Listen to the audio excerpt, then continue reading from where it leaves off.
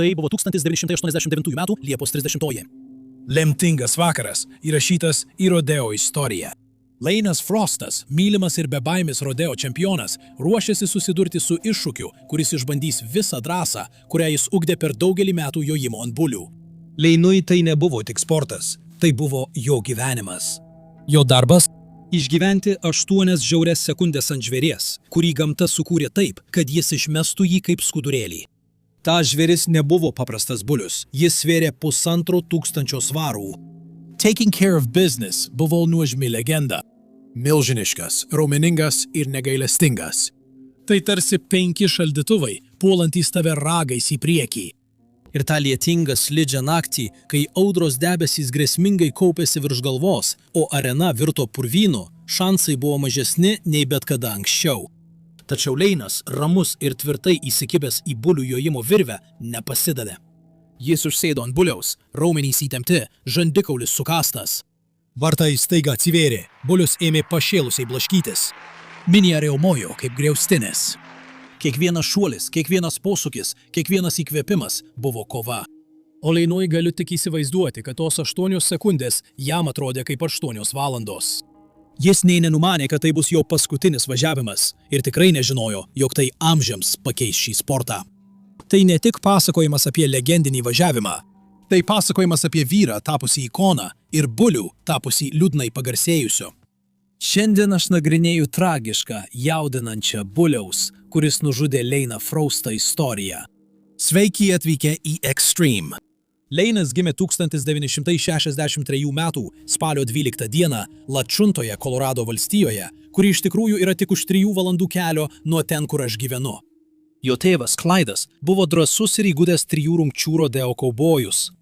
Būdamas mažas berniukas, Lane'as reguliariai stebėdavo savo tėvo pasirodymus, galbūt iki galo nesuvokdamas milžiniško pavojaus, su kuriuo šis susidurdavo kiekvieną kartą, lipdamas ant buliaus.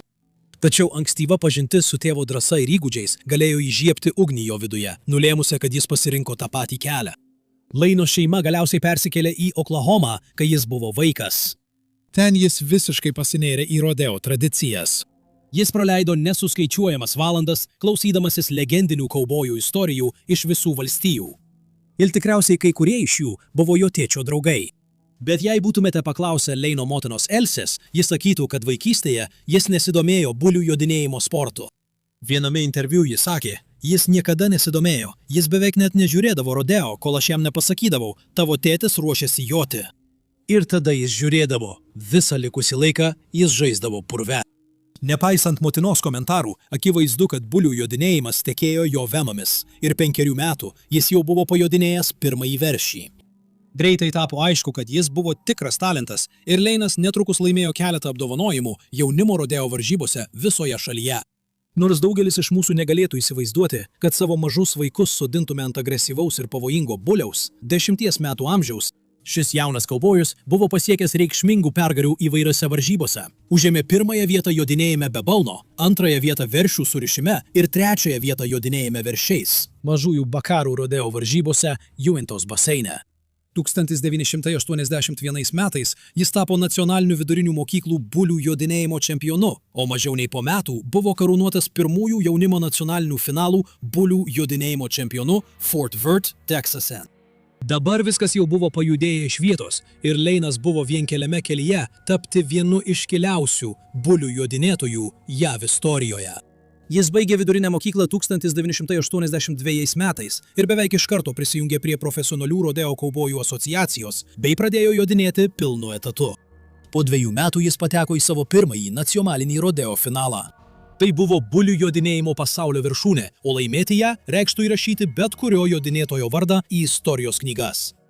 Tuo metu Lane'as jau kaupė gerbėjų ratą, kurie jį mylėjo ne tik dėl drąsos, leidusios sėsti ant pavojingiausių arenos bulių, bet ir dėl išskirtinių jo įgūdžių.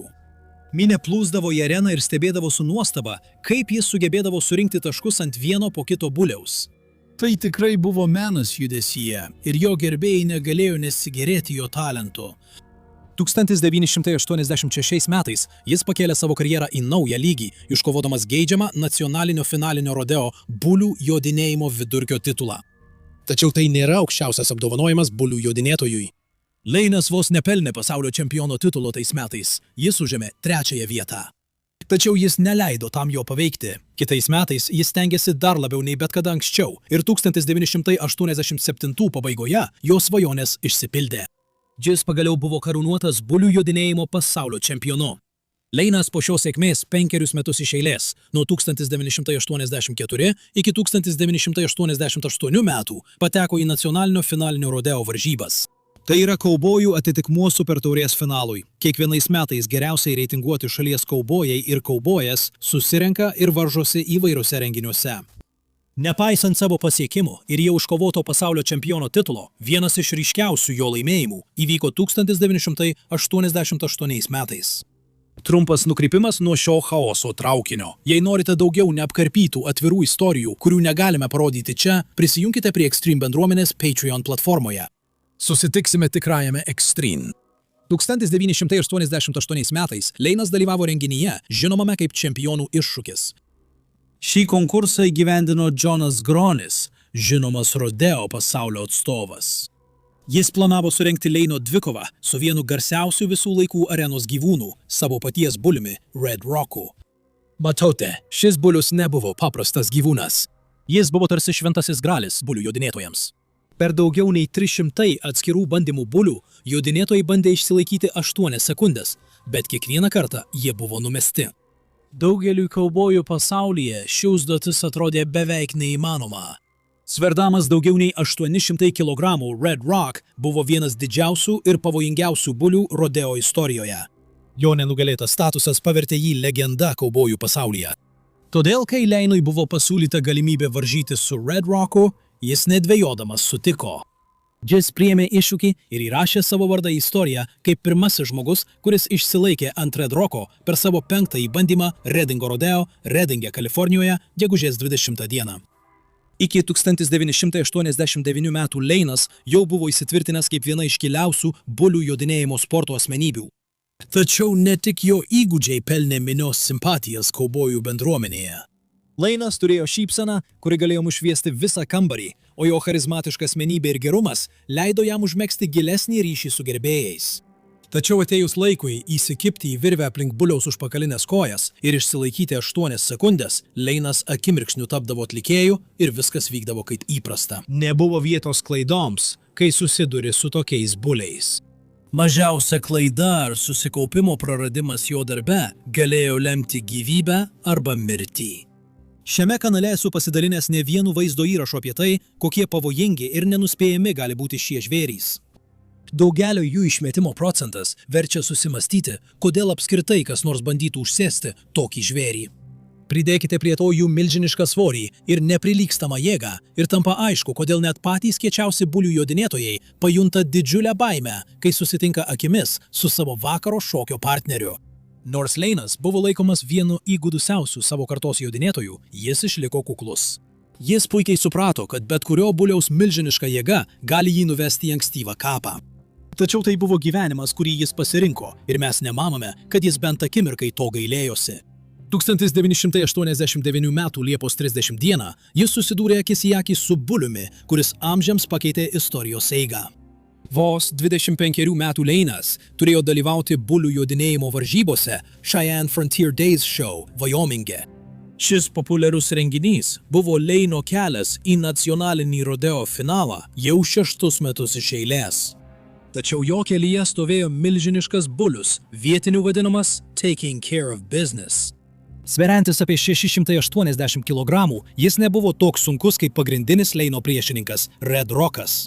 Nors kai kurie buliai buvo ir bijomi ir įsiminti raitelių dėl savo nenuspėjamo būdo ar net išskirtinio atletiškumo, rūpintis reikalais įrašė savo vardą į rodeo istoriją visai dėl kitos priežasties. Rūpintis reikalais buvo brahmanų veislės bulius, priklausęs Bad Company rodeo grupiai, kuri garsėjo tuo, kad augino vienus pavojingiausių bulių, kada nors pasirodžiusių arenoje.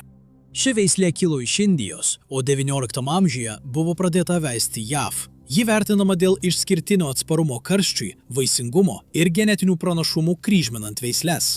Tačiau jų neregėtas dydis, raumeninga kūno sandara ir polinkis spardytis daro juos idealiais kandidatais rodeo varžyboms. 1989 metų Šajeno pasienio dienų šou metu Taking Care of Business jau buvo įgijęs galingo žvėries reputaciją rodeo rate, nepaisant trumpos karjeros. Jo milžiniška jėga ir spardymosi galia neabejotinai privertė daugelį raitelių suabejoti savo sprendimu sėsti ant jo iš pat pradžių. Na, ar galima juos kaltinti? Nukritus nuo šio gyvūno, raiteliai tikrai kitą rytą turėtų ne vieną mėlynę. Vis dėlto, jei burtai jam skirdavo šį gyvūną, jis būdavo priverstas užlipti ant jo milžiniško kūno ir dėti visas pastangas išsilaikyti, kol lėtai tiksėjo laikrodis. Renginio dieną Leinas elgėsi kaip įprasta. Jis praleido šiek tiek laiko bendraudamas su savo mylimais gerbėjais, kurie buvo atvykę iš toli, kad pamatytų jo pasirodymą. Jis jautė, kad ruošiasi įeiti į istoriją. Po kelių įspūdingų pergalių per pastaruosius metus, jo pasitikėjimas savimi buvo didžiausias. Tačiau jei jau kurį laiką sekate šį kanalą, žinote, kad niekas nėra apsaugotas nuo tragedijų, o nelaimės gali ištikti bet kurią akimirką. Po lietaus saulės spinduliai pradėjo skverbtis pro debesis ir nušvietė jo purviną, pažliugusią areną. Sąlygos arenoje buvo sudėtingos, tačiau Leinas, kaip visada, puikiai pasirodė net ir tada, kai aplinkybės buvo šiek tiek ne jo naudai. Minija skandavo jo vardą, kai jis lipo ant buliaus, o 15:30 valandų. Jis buvo išstumtas pro vidurinės vartus. Atėjo pasirodymo metas. Leinas gerai išlaikė pusiausvyrą, kai bulius iššoko įsiubęs, šokinėdamas ir spardydamasis. Jis stipriau suspaudė virvę, naudodamas visas jėgas, kad išliktų ant buliaus nugaros ir spaudė jį pentinais, kad pelnytų papildomų taškų. Minija plojo, kai jo laisva ranka mojavo su kiekvienu galingu buliaus šuoliu. Kad ir kaip sunkiai Taking Care of Business stengėsi, su kiekvienu šuoliu ir kritimu jam nepavyko numesti Leiną nuo savo nugaros. Trumpam atrodė, kad Leinas prilygo buliaus intensyvumui. Tačiau tada vienu staigiu smūgiu ir krypties pasikeitimu Taking Care of Business nusvedė Leiną nuo savo nugaros. Minija pradėjo džiūgauti ir ploti, žinodama, kad Leinas sėkmingai išbuvo 8 reikiamas sekundės, kad gautų įvertinimą. Tačiau beveik iš karto jie pajuto, kad kažkas negerai. Leino riešas įstrigo virvėje ir jis nepatogiai nukrito tiesiai priešais buliaus matymo lauką. Nespėjus net sumirksėti, teisingai tvarkyk reikalus puolė jį ir pradėjo smarkiai jį atakuoti, kai jis susirietė ant žemės. Jis trypė jo galvą ir kūną savo milžinišku svoriu. Tada vienu galingu smūgiu jis įsmeigė savo milžinišką ragą į jo kūno šoną. Minija iktelėjo ir nutilo, stebėdama, kaip jų herojus guli arenos viduryje. Po kelių akimirkų Leinas sugebėjo atsistoti ant kojų, bet žala jau buvo padaryta. Buvo aišku, kad Leinas labai kentėjo ir sunkiai kvėpavo. Jis desperatiškai mojavo savo draugui Taufui Hedemanui, kuris stovėjo šalia, prašydamas pagalbos. Siaubingi įvykio vaizdai rodo, kaip Leinas žengė kelis žingsnius link tų, kurie skuba jam padėti, o tada griūva veidu į purvą. Medikai skubėjo jam į pagalbą. Jie bandė viską, ką galėjo, kad sulauktų reakcijos iš bulių jodinėtojo, tačiau greitai tapo aišku, kad nieko padaryti nebegalima. Arenoje tvyrojo tyla, kai minia stebėjo, kai greitosios pagalbos tarnybos išnešė negyvą Leino kūną. Kai jis atvyko į memorialo ligoninę maždaug 16 valandą, jam buvo konstatuota mirtis. Daktaras Skipas Rosas buvo vienas iš pirmųjų gelbėtojų, kuris vėliau pasakojo apie to lemtingo dienos įvykius. Jis manė, kad buliaus ragų smūgis sulaužė keletą Leino šonkaulių, o vienas jų tikriausiai perplėšė pagrindinę arteriją arba net širdį, sukeldamas stiprų vidinį kraujavimą. Taking Care of Business ką tik atėmė gyvybę vienam iš didžiausių bulių jodinėtojų sporto istorijoje, o likusią savo karjeros dalį jis nešiojo bulių, kuris nužudė Leiną Frostą, stigmą. Kai žmonės tą vakarą atvyko į areną stebėti, kaip Leinas Frostas varžosi, niekas net neįsivaizdavo, kad tai bus paskutinis kartas, kai jie matys Leiną ant buliaus nugaros. Žinia apie 25 metų vaikino mirtį pasklido žaibiškai. Daugelis negalėjo tuo patikėti, o kiti kaubojų bendruomenėje liko šoko būsenoje. Kaip vienas geriausių savo laikų bulių jodinėtojų galėjo mirti tokiu būdu. Kaip pasakė Flintas Rasmussenas, legendinis PBR rodeo klounas, toks vaikinas, pasaulio čempionas, kurį visi pažinojo, mums buvo tiesiog nepasiekiamas, nesuvokiamas dalykas. Nuo tos dienos jodinėtojai žengdavo į gardą, tyliai suvokdami mirtiną pavojų, slypinti po atrodytų įprastų buliaus spardymusi. Daugeliui tikrovė, kas įvyko, tapo labai aiški ir profesionalūs jodinėtojai buvo priversti susitaikyti su mintimi, kad mirtis arenoje gali juos ištikti bet kurią akimirką. Laino mirtis metė tamsų šešėlį rodeo bendruomeniai ir daugelis pradėjo kelti klausimus. Ar šiam sportui iš tikrųjų labiau rūpėjo pramogos nei patys jodinėtojai? Jo tragiška mirtis atvėrė daugelio akis ir parodė bulių jodinėjimo bendruomeniai du dalykus. Kad sėkmė bulių jodinėjime nėra tikra, kol tiek jodinėtojas, tiek bulius saugiai neišeina iš arenos ir kad net geriausi gali kristi akimirksniu. Tačiau siaubinga netektis, sukrėtusi rodeo bendruomenę iki pat šaknų, taip pat paskatino didžiulę saugumo revoliuciją. Staiga tapo akivaizdu, kad riba tarp jaudinančios jodinėjimo patirties ir mirtinos tragedijos yra pernelyg plona ir galbūt, tiesiog galbūt, atėjo laikas sportui imtis daugiau priemonių savo sportininkų apsaugai. Šis įvykis išryškino būtinybę gerinti saugumo priemonės, įskaitant apsauginių liemenių, šalmų ir kitos įrangos naudojimą raiteliams. Kaip vėliau sakė Rasmusenas, kai dabar į tai žiūriu, matydamas, ką mačiau per savo karjerą ir ką dėvi bulių jodinėtojai, nemanau, kad jis būtų buvęs sužeistas. Vienas svarbiausių saugumo judėjimo veikėjų buvo Leino ilgametis draugas ir bulių jodinėtojas Codis Lambertas. Praėjus beveik 3 metams po jo mirties, Codis padėjo sukurti ir pristatyti pirmąją apsauginę liemenę, skirtą apsaugoti jodinėtojus nuo pradūrimų ir bukų traumų. Liemenės idėja kilo iš tų, kurias dėvėjo jo jaunesnysis bronis, žirgų lenktynių žokėjas.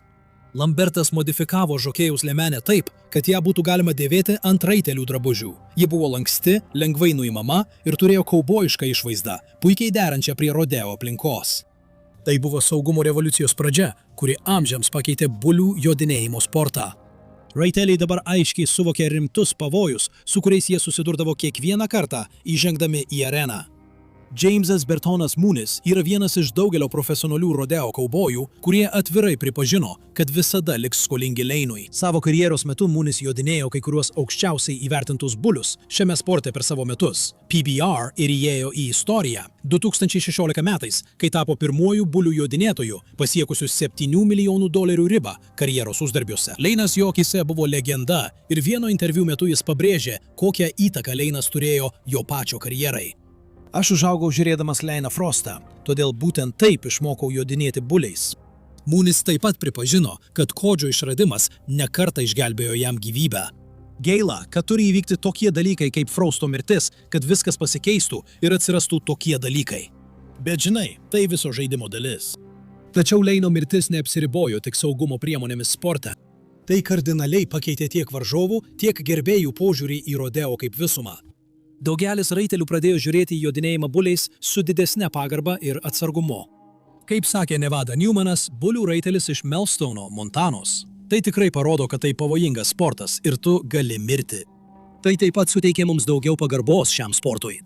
Panašiai ir gerbėjai pradėjo žiūrėti į bulių jodinėjimą su gilesniu supratimu apie susijusias rizikas, todėl jų požiūris į šį sportą tapo pagarblesnis ir palaikantis. Leino Frosto įtaka vis dar matoma šiuolaikinėme bulių jodinėjime. Jo palikimas ir toliau įkvėpė jodinėtojus, kurie semėsi įkvėpimo iš jo talento, asmenybės ir atsidavimo šiam sportui. Nathanas Shaperis, profesionalus bulių jodinėtojas, sakė, mes tarsi švenčiame kiekvieną dieną dėl jo. Mes kiekvieną dieną žvelgiame į jį su pagarba. Ši nuolatinė įtaka primena apie saugumo svarbą jojime ant bulių ir būtinybę pagerbti Leino atminimą, toliau gerinant saugumo priemonės šiame sporte. Ačiū, kad žiūrėjote ir pasimatysime kitame vaizdo įraše. Būkite drąsūs ir gyvenkite ryžtingai.